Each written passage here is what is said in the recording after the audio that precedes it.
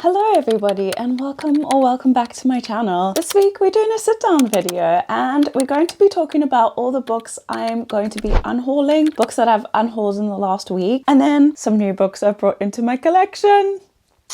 I know it's bad, but books in equal books out, right? Maybe. So buckle in. This might be a long one because I'm going to be reading the back of some of the book. Cue robotic voice. But I don't know enough about these books in order to tell you like sufficiently what these books are about. So some of them I will be reading the backs of, but some of them I won't. But let's go ahead and start with all the books that I am unhauling. So I have 7 books that I've already sold. So I've just sold them on like a little secondhand site because these are all books that I either didn't love or I just couldn't imagine myself reading them again. So take what you will from that, but that's kind of my reasoning. I don't want any books on my shelf that I don't absolutely love or see myself rereading at some point. I just thought I would do a little cleanse. So I've done it with my wardrobe as well, and now my book. These are the 7 books that I already got rid of. We have These Violent Delights and Our Violent Ends, both of these, the duology. Unfortunately, if you watch I think I did it in a 24-hour readathon. I read the second book and then the first book I read. Sorry, my laptop just sounded as if it was going to take off, so I just turned it off quickly. Yeah, I read it as well in a book in a video where I was reading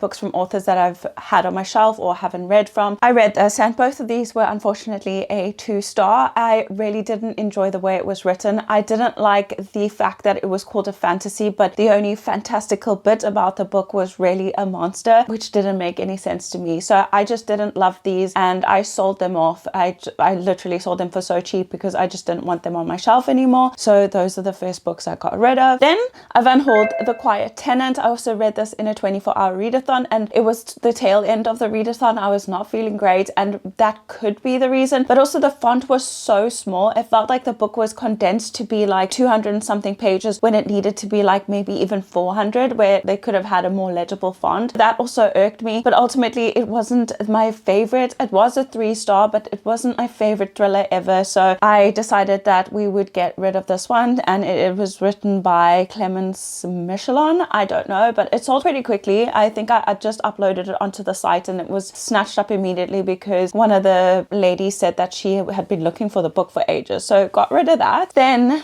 Alone with You in the Ether by Olivia Blake. If you know, I read this while I was sick, so that could be the reason I didn't like it, but I just didn't love the way the book flowed. There wasn't really any chapter breaks and it was like 140 pages before you got a single break, and there was just too many words on a page and it just didn't make sense to me. I didn't understand the sentence structure. I didn't understand the purpose of the book at all. That definitely wasn't for me. I don't know if I will read any more from Olivia Blake now either, but definitely didn't want to hang on to this book. Then this I'm just going to do as a whole, but the Inheritance Games, the Hawthorne Legacy, as well as the Final Gambit, I got rid of these in a set because it was just very mediocre. It was too YA for my opinion. I feel like it could have stopped at 2 books. It didn't need to be 3, but ultimately it was a box set that I bought as well, and I didn't love the covers, so it was a little bit of an eyesore on my bookshelf. So I just put it at the bottom of my shelf where all my older books are. So I just felt like someone else could have more use from that and maybe enjoy it a little bit more than I did. Then the books that I still have on hand that I have listed and plan to sell. First one is Anatomy, a Love Story. I remember looking high and low for this book by Donna Schwartz. One of the shop attendants had told me that she absolutely loved this book because of the gothic themes in it, and it was quite gory and it was done during like the Victorian era. So I was very curious and I didn't buy it that day, but then I kept seeing it at the bookshop. I saw Rachel Catherine had read it, so she only gave it a 3-star as well, but I was curious. I was very curious and I love the cover. So it didn't deliver for me. I just didn't love the depiction and the gore of everything. Like it just wasn't for me. For that reason, I am selling this one as well. Then this one is a little bit of a weird one because I have tried to read this book a few times and unfortunately I just can't latch onto the writing style. It seems very chaotic and sporadic, like more of a diary entry. And this is Britney Spears, The Woman Woman in Me. I don't know if a ghostwriter had written this, but for me,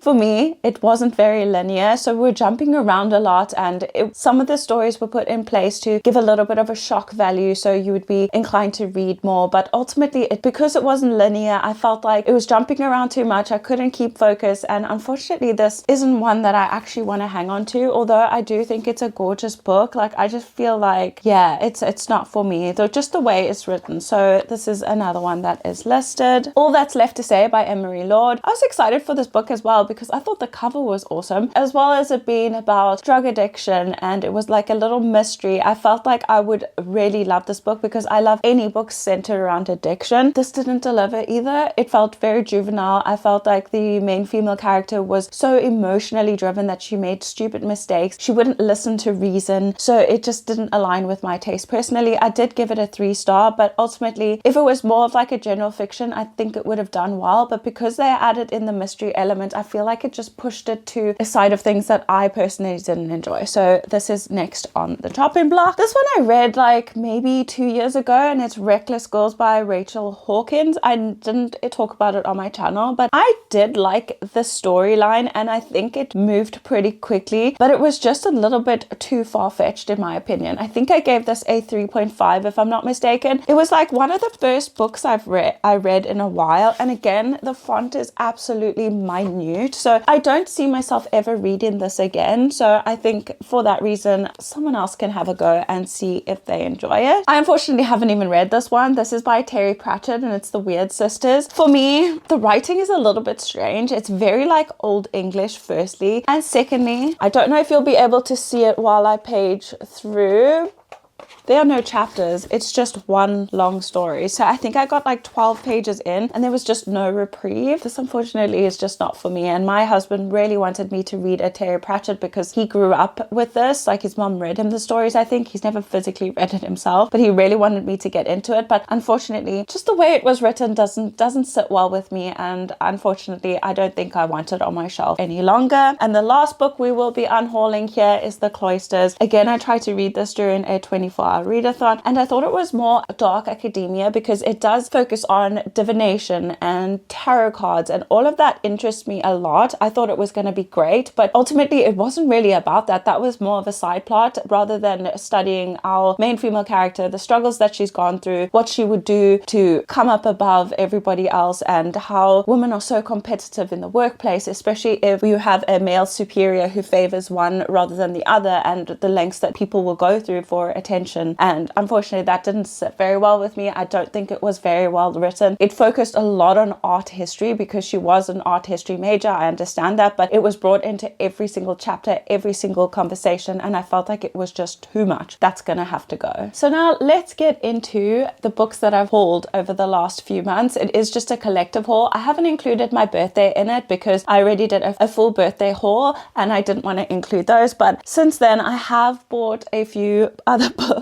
or acquired a few other books. So yeah, we have 2, 4, 6, 12 books. I'm getting rid of 12 books or unhauled 12 books, and I'm bringing 12 new into my collection. So some of these you would have seen in another video. I can't remember which one. I went out for like breakfast one day, and my husband had sent me some money just to spoil myself and buy myself some books. So that's what I did. I don't, like I said, know exactly what all of these are about, so I will read some of the back. Other than that, I think some of them I kind of know about. The first book we have here on our list is Aspects by Michael M. Ford. What got me to buy this book was the tagline on top that says, "A forbidden romance, magic running rampant, a monarchy coming to an end." So that's all I had read, and I didn't know what the book was exactly about. I was pretty sure that it is fantasy because it just looks like a fantasy cover, but let me read you the back without sounding too much like a robot. The world is changing, and with it, a nation begins the process of dismantling the royal family and beginning a democracy. This delicate task sparks political intrigue in parliament and power struggles amongst nobility, archmages, and idealists alike, even before the gods chose to meddle in the favor of old hierarchies. Amidst this political turmoil comes the powerful story of two lovers torn apart by the fragile new system and a lost woman striving to find the help she needs to control her powers. Aspects is the great John M. Ford's last novel, unfinished and unpublished in his lifetime. It is a fantasy unlike any other, filled with politics and and Manners, Swords and Sorcerers, Machine Guns, Ancient Empires, and the Onward March of Progress. The master author's last work, sadly incomplete, is finally here. So I think that's where it comes. In the front it says Aspects John M. Ford with an introduction by Neil Gaiman. So I think Neil Gaiman kind of completed this. So I thought that was very interesting because this was the author's last book before he passed away. So, and it was unfinished. So I guess they found his manuscript and finished it. So very excited for this. I have no idea what it really is about. I did buy this as well to add to my reading books under 10,000 ratings because this has under 10,000 ratings. So soon it will be in a vlog for sure. Then I got Sisters of the Sword and Shadow by Laura Bates. This is a beautiful cover again, and the tagline on top is what got me. Again, it said, an interesting thing happens when a man is defeated in combat by a woman. He tells no one. And then the synopsis is 17-year-old Cass expects to follow in her sister's footsteps. Marriage, children, a quiet life. But on the day of her sister's wedding, a chance encounter with a fierce and beautiful leather-clad woman leads her to the Sisters of Swords and Shadow. Joining a group of female knights training in secret to right the wrongs of men, Cass enters a world of ancient feuds, glorious battles, and dangerous men, and soon she discovers that she holds a power that could change not only her own fate, but that of her entire sisterhood. So is this sapphic? I'm not sure, but it is YA, so I don't know how sapphic it could be, but they're basically swearing off men. So very, very excited to try this out. And again, it has under 10,000 ratings. So next, I got these 3 books, but this was on the sales rack, and on the back it says, she holds the power to defeat gods, but can she become one? And I thought that was interesting. Not realizing it's the final book in a series. So it was on sale for like 100 Rand. So I bought it and I didn't realize it was part of a series like I do. So I went back and I just bought all of them, which was weird because these 2 aren't on sale, but the last book was, which is weird. And they also have sprayed edges. So these 2 were a little bit more expensive. This was 220 and the last one was 169. I mean, the second one was 169. So it doesn't make sense how the last book is on sale, but the first book isn't. But they got me. They got me. And beautiful covers. Absolutely beautiful covers. And the first book here is called The Gilded Ones. The second book is called The Merciless Ones. And the last one is called The Eternal Ones. Absolutely love these covers. But let me read to you what is it about because I also don't know. But I wanted to diversify the type of authors that I read. I don't really read a lot of male authors, a lot of black authors, a lot of ethnic authors. Like I think Tahira Murphy is one of them that I absolutely love. But I think that's as far as it goes. I don't read many male authors, to be honest with you. I just don't always like the way they write women, but I thought this would be fun to read from another author of color. So The Gilded Ones. Are we girls or are we demons? Are we going to die or are we going to survive? Decca lives in fear of the blood ceremony that will determine whether she can become a member of her village. If she bleeds red, she will belong, but on the day of the ceremony, her blood runs gold, the color of impurity of a demon. The consequences force Decca to leave her village with a mysterious woman destined to join an army of girls like her, the Alakai. Girls who are near immortals with rare gifts and the only ones able to stop the Empire's greatest threat. But as she journeys to the capital to train for the battle of her life, Decca discovers the great walled city holds more surprises. Nothing and no one are quite what they seem, not even Decca herself. Very, very exciting. I am very intrigued by this. Never heard of this author, never heard of these books, so very excited to get stuck into those. Then the next 4 books, I'm not going to talk about too much, but I brought in some Colleen Hoover. I know. I literally only have 1 of her books left, but I've read so much of her backlist. So I've read Reminders of Him, Regretting You, Layla. I loved Layla. That's probably my favorite. It Ends With Us, It Starts With Us, as well as Verity. So I've read all those books. Oh, and Confess I've read as well. But then my mom works for an NGO at a charity shop. She got these in, so I thought I might just grab them, and I paid like 10 Rand for each book, which is really affordable. And these are books I never read from her. So we have Finding Perfect, which is a very short little novella. We have Never Never by Colleen Hoover, Taryn Fisher. I don't know if that's a co-author, but I'm not sure. Never Never. We have November 9th and Ugly Love. So these are ones I've never read from her. So I thought it would be fun to just add it. I won't do it in any videos of any sort, but definitely read in my spare time. So yeah, I thought I would try them. I can always redonate them again, but I was curious, so I just grabbed these and they were super affordable and secondhand. Then I went to a library sale and I got One of Us is Lying by Karen M. McManus. Everybody knows this series. It is a YA mystery thriller. I watched the TV show, absolutely loved it, and then when I saw this again for 10 Rand or Sasbury Edges, it was also 10 Rand, so I thought I'd just pick it up because this is the only book in the series that they didn't actually have on the shelf to be taken out. They have like the second and third book, I think, but not the first. So I thought I'd just, again, probably read this in my own time, or I could read it in a Halloween video or something like that. I am pre-filming again, just in case you guys don't know. You'll probably see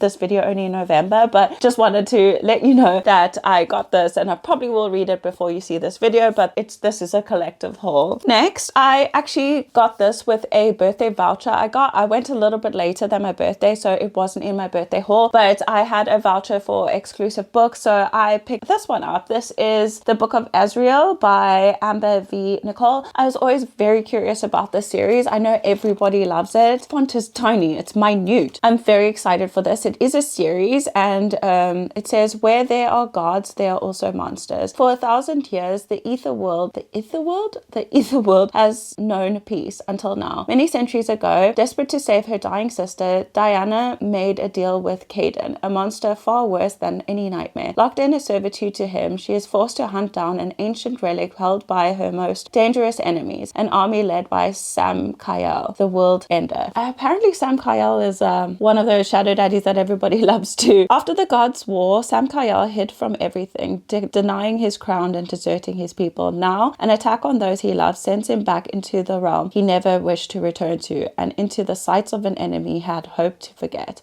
With every world at stake, Diana and Sam Kyle are forced to set aside their animosity and work together before all is lost. Sounds very interesting. I've heard so much about Sam Kyle. I obviously haven't read it yet, but obviously it sounds more of an enemies to lovers little fantasy. So very excited. Not little at all. This is massive. So very excited for this. And then the last book I got over here is The Ministry of Time by Kellyanne Bradley. And this again is about time travel, if I'm not mistaken. So people have expats and they bring people from the past into the future and they transition them into modern day life. I heard it's like a love story plus sci-fi plus a little bit of historical fiction. So very interested in this. Haley Pham did give this a 6-star, and I think Rachel Catherine might have given it a 4.5 or a 5, and then another girl that I watched called Ashlyn, she gave this a 4.5 or 4 as well. So very interested in this, and it sounds very, very intriguing. That is it. That is all the books I collectively hauled and unhauled this, well, in the last few months, shall I say. But with that being said, guys, my camera battery is about to die. Hope you enjoyed this video. Thank you so much for clicking on today's video. Please remember to like and subscribe if you haven't already, and I'll see you all in my next one. Bye, guys.